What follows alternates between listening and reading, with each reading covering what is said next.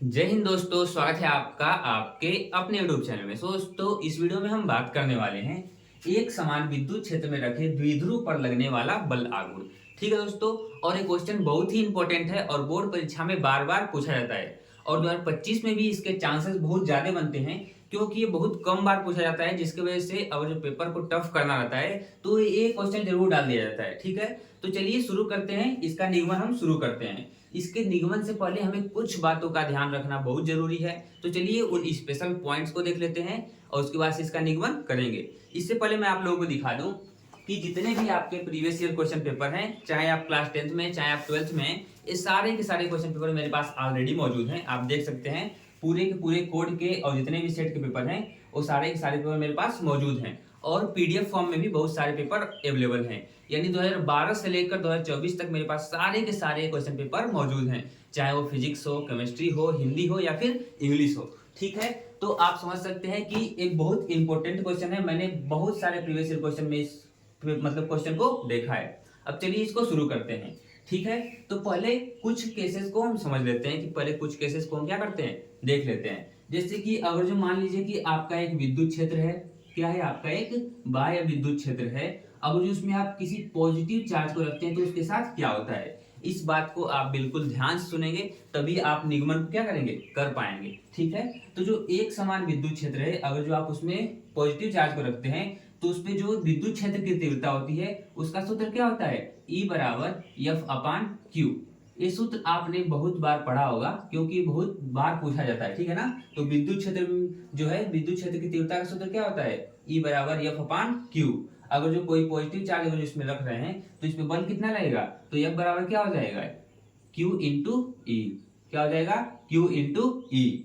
ठीक है, और जो Q इंटू ई बल लगेगा, लेकिन किधर बल लगेगा, तो विद्युत क्षेत्र की दिशा में।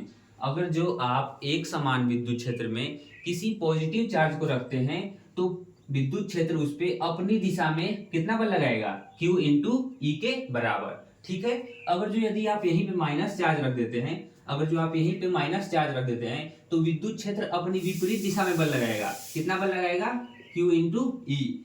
दोनों बल का मान तो बराबर होगा लेकिन दोनों की दिशाएं क्या होंगी, विपरीत होंगी। और आप जानते भी होंगे कि अगर जो मान लीजिए कि ये मार्कर है, अगर जो इस पे इधर भी बल लग रहा है इधर भी बल लग रहा है और दोनों बराबर बल लग रहे हैं तो इस पे कोई प्रभाव नहीं पड़ने वाला है। तो चलिए हम समझते हैं पहले टॉर्क होता क्या है, उसके बाद से इस सूत्र का निगमन करेंगे। बिल्कुल अच्छे से टॉपिक को फील करेंगे। देखिए मेरे पास क्या है, डंडा है। अगर जो मैं इस पे इधर से और इधर से दोनों ओर से समान बल से इसे खींचूं तो इस पे कोई प्रभाव नहीं पड़ने वाला है, यानी कि नेट बल क्या हो जाएगा, शून्य हो जाएगा। इसीलिए हम इस डंडे को क्या रखते हैं, इसीलिए हम इस द्विध्रुव क्या करते हैं, थीटा कोण पे रखते हैं। अगर जो हम इसे थीटा कोण पे मान लीजिए रखे हैं विद्युत क्षेत्र में, तो पॉजिटिव चार्ज यहाँ पे है और निगेटिव चार्ज यहाँ पे है। दोनों चार्ज मैंने आपको दिखा दिए। पॉजिटिव चार्ज की तरफ मतलब कि जो विद्युत क्षेत्र होगा पॉजिटिव चार्ज को अपनी तरफ बल लगाएगा और माइनस पे क्या करेगा, अपने से दूर भगाएगा, यानी कि अपने से दूर बल लगाएगा। तो ये क्या करने लगेगा, ये घूमने का कार्य करने लगेगा, यानी नेट बल तो शून्य हो जाएगा। जो इस पे देखिए जो नेट बल है वो क्या हो जाएगा, शून्य हो जाएगा, लेकिन इसमें क्या हो जाएगा, बल आघूर्ण उत्पन्न हो जाएगा। यानी कि पॉजिटिव चार्ज तो अपना इधर बल लगाने लगेगा और निगेटिव चार्ज इधर बल लगाने लगेगा, जिसकी वजह से क्या करने लगेगा, घूमने लगेगा। और इसी घूमने की प्रक्रिया को टॉर्क कहते हैं फिजिक्स में, एक क्लास 11th में आपने पढ़ा होगा। ठीक है, तो चलिए अब सूत्र का निगमन शुरू करते हैं। अब आप लोग इस बात को ध्यान रखिए कि F बराबर Q इंटू ई होता है। बस यही समझाना था। अगर जो पॉजिटिव चार्ज को रखेंगे तो अपनी तरफ बल लगाएगा, निगेटिव चार्ज को रखेंगे तो अपनी विपरीत दिशा में बल लगाएगा। ठीक है, तो चलिए अब आगे देखते हैं सूत्र का क्या करते हैं, निगमन देखते हैं। ठीक है, देखिए अब एक समान आपका विद्युत क्षेत्र है, इसमें थीटा कोण पे आपका द्विध्रुव आघूर्ण रखा हुआ है। थीटा कोण पे क्यों रखा गया है, ताकि इसमें बल आघूर्ण उत्पन्न हो सके। अब जो बिल्कुल हमको ऐसे रख दे, इसको सीधा रख दे, तो इस पे जो बल लगेगा एक दूसरे क्या करेंगे, निरस्त कर देंगे और इसमें कोई भी मूविंग नहीं होने वाली है। और जब मूविंग नहीं होगी तो टॉर्क उत्पन्न नहीं होगा। तो टॉर्क को उत्पन्न यानी कि बल आघूर्ण को उत्पन्न करने के लिए हमने इसे थीटा कोण पे रखा हुआ है। कहाँ रखा हुआ है, थीटा कोण पे। अब मान लीजिए थीटा कोण पे है तो इधर से विद्युत क्षेत्र इस पे बल लगाएगा और इधर से इस पे, तो क्या करेगा, घूमने का कार्य करने लगेगा, ऐसे घूमने का कार्य करने लगेगा। ठीक है, तो इसकी लैंग्वेज कैसे लिखनी है, कैसे निगमन करना है कि आपको 5 के 5 नंबर पूरे मिल जाए, ये हम बात को जानेंगे। ठीक है, तो देखिए लिखेंगे आप सबसे पहले आप लिखेंगे इसकी लैंग्वेज को। जो आपने जो चित्र बनाया है बिल्कुल बिल्कुल उसके ही अकॉर्डिंग आप क्या करेंगे, लैंग्वेज को लिखेंगे। ठीक है, तो आप चित्र को देखिए और लैंग्वेज को लिखिए। देखिए एक समान विद्युत क्षेत्र है, इसमें थीटा कोण पे एक द्विध्रुव आघूर्ण रखा हुआ है। तो आप लिखेंगे कि माना एक समान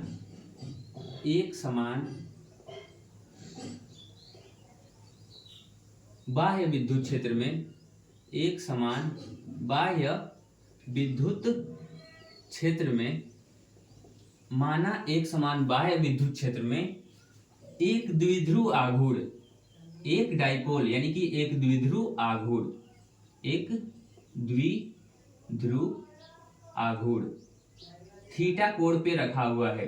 द्विध्रुव आघूर्ण थीटा, ठीक है, थीटा बना लीजिए अच्छे से, थीटा कोण पे रखा हुआ है, थीटा कोण पर रखा है।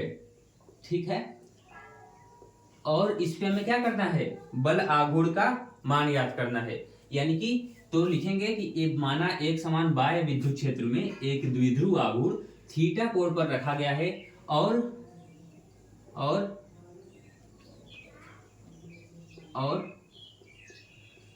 इस द्विध्रुव पर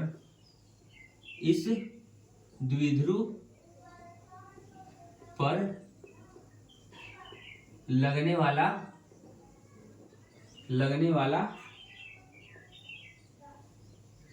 बल आघूर्ण, ठीक है, थीटा कोण पर लगने वाला बल आघूर्ण क्या करना है, हमें ज्ञात करना है बल आघूर्ण को। तो बिल्कुल ऐसे ही लैंग्वेज को आप लिखेंगे। मेरी राइटिंग थोड़ी सी अच्छी नहीं बन पा रही है क्योंकि मैं पहली बार लिख रहा हूँ ऐसे मार्कर से। ठीक है, तो माना एक समान बाह्य विद्युत क्षेत्र में एक द्विध्रुव आघूर्ण थीटा कोण पर रखा गया है और इस द्विध्रुव पर लगने वाला बल आघूर्ण क्या करना है, हमें ज्ञात करना है। अब लिखेंगे बल आघूर्ण ज्ञात करना है। ठीक है, बल आघूर्ण ज्ञात करना है। इतनी लैंग्वेज को आप अपनी कॉपी में लिख लीजिए। ठीक है, बल आघूर्ण को ज्ञात करना है। अब लिखेंगे, अब यहां से बिल्कुल डेरिवेशन करने का बिल्कुल आसान तरीका है। ऐसे अब जो आप लिखेंगे, ऐसे चित्र बना के ऐसे लैंग्वेज लिखेंगे तो आपके एक भी नंबर नहीं कटेंगे। ठीक है, तो अब लिखेंगे कि विद्युत क्षेत्र के कारण, विद्युत क्षेत्र के कारण, विद्युत क्षेत्र के कारण, विद्युत क्षेत्र के कारण प्लस क्यू आवेश पर, यानी कि जो पॉजिटिव चार्ज है, जो द्विध्रुव का प्लस क्यू चार्ज है, यानी कि जो पॉजिटिव चार्ज है उस पर, ठीक है ना, विद्युत क्षेत्र के कारण प्लस क्यू आवेश पर, आवेश पर लगने वाला बल, लगने वाला बल क्या हो जाएगा, लगने वाला बल, लगने वाला आपका बल हो जाएगा F बराबर, यानी कि यहां तो बल लिख ही दिए हैं, यानी कि बल बराबर क्या हो जाएगा, QE, क्या हो जाएगा, QE। मैंने पहले ही बताया कि अगर जो आप किसी पॉजिटिव चार्ज को रखेंगे तो उस पर कितना बल लगता है, Q इंटू E का बल लगता है। किधर लगता है, तो विद्युत क्षेत्र की दिशा में। आप लिख सकते हैं E वेक्टर दिशा, मतलब कि E वेक्टर की दिशा में। ठीक है, यानी विद्युत क्षेत्र की दिशा में। ठीक है, इसके बाद से फिर लिखेंगे कि विद्युत क्षेत्र के कारण, यही लैंग्वेज लिखेंगे कि विद्युत क्षेत्र के कारण माइनस क्यू, यहां पे बस माइनस क्यू कर देंगे, यानी कि निगेटिव चार्ज पे, निगेटिव आवेश पर लगने वाला, यहाँ पे पर लिख लेंगे, पर लगने वाला बल क्या हो जाएगा, उसका भी मान कितना रहेगा, Q इंटू ई, कितना रहेगा, Q इंटू ई। लेकिन कहाँ रहेगा, इसके विपरीत दिशा में, ई वेक्टर की विपरीत, ई वेक्टर के विपरीत बल लगेगा। ठीक है, तो इतना तो आप समझ गए। इसके बाद से फिर क्या लिखेंगे आप, इसके बाद से देखिए ये पूरा का पूरा आप यहाँ तक पहले क्या कर दीजिए, नोट डाउन कर लीजिए। इसके बाद से हम बात करते हैं। देखिए इस पे बल इधर लगेगा और इस बल का मान कितना है, Q इंटू ई। ठीक है, इस पे भी इधर को बल लगेगा और इसका मान कितना है, Q इंटू ई, यानी दोनों ओर समान बल लग रहे हैं। दोनों ओर क्या लग रहे हैं, समान बल लग रहे हैं। तो लिखेंगे कि दोनों ओर, अब लैंग्वेज को लिखेंगे कि दोनों ओर बल लगने के कारण ये जो बल होगा आपका निरस्त कर देंगे एक दूसरे को। जो Q इंटू ई है, Q इंटू ई है, यानी कि नेट बल क्या हो जाएगा यहाँ पे, यानी कि नेट बल यहां से लिख सकते हैं कि जो आपका F नेट होगा वो क्या हो जाएगा, शून्य हो जाएगा। जो आपका F नेट होगा वो क्या हो जाएगा, शून्य हो जाएगा। यानी इस द्विध्रुव पर जो बल लग रहा है वो क्या हो जाएगा, शून्य हो जाएगा। लेकिन बल शून्य हो जाएगा, लेकिन इन दोनों बलों की क्रिया रेखाएं अलग अलग हैं, ठीक है ना। अब देख समझते हैं क्रिया रेखा क्या होती है। जैसे कि इधर भी Q इंटू ई बल लग रहा है, इधर भी Q इंटू ई बल लग रहा है, ठीक है ना। इधर Q इंटू ई और इधर भी Q इंटू ई, और जो दोनों पे लग रहा है बल उसका मान कितना है, Q इंटू ई। दोनों बल अगर जो एक दूसरे के विपरीत होते हैं तो आप जानते हैं कि दोनों बल एक दूसरे को क्या करेंगे, निरस्त कर देंगे, ठीक है ना। तो इस पर क्या हो जाएगा, नेट बल क्या हो जाएगा, शून्य हो जाएगा। लेकिन जो नेट बल तो शून्य हो जाएगा, लेकिन जो आपका बल आघूर्ण है वो शून्य नहीं होगा। क्यों शून्य नहीं होगा, क्योंकि ये तो इधर बल लगाएगा, ये तो इधर बल लगाएगा, दोनों क्या करेंगे, इसको रोटेट कराने लगेंगे, यानी कि जो बल आघूर्ण आपका होगा वो शून्य नहीं होगा, ठीक है। तो चलिए इसको समझते हैं अब बल आघूर्ण के बारे में। अब देखिए यहाँ पे एफ नेट तो आपका शून्य होगा, लेकिन आप लिखेंगे कि दोनों बलों की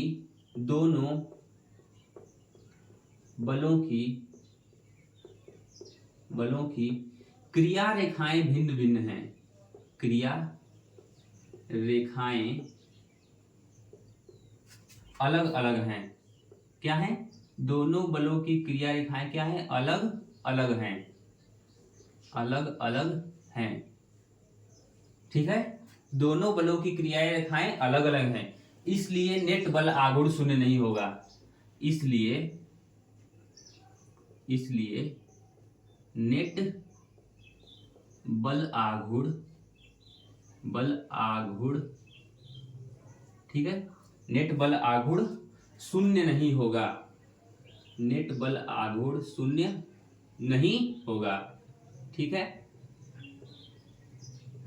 अब इसके आगे समझते हैं। जैसे कि दोनों बलों की क्रिया रेखाएं अलग अलग हैं, इसलिए नेट बल आघूर्ण क्या होगा, शून्य नहीं होगा। यहाँ पे बल तो शून्य हो गया, लेकिन बल आघूर्ण शून्य नहीं होगा। तो आपका बल आघूर्ण का सूत्र होता है टाउ बराबर, इसलिए अब लिखेंगे अब लिख देंगे यहाँ पे अब टाउ बराबर क्या हो जाएगा, यानी बल आघूर्ण बराबर क्या होता है, बल होता है गुणे क्रिया रेखाओं के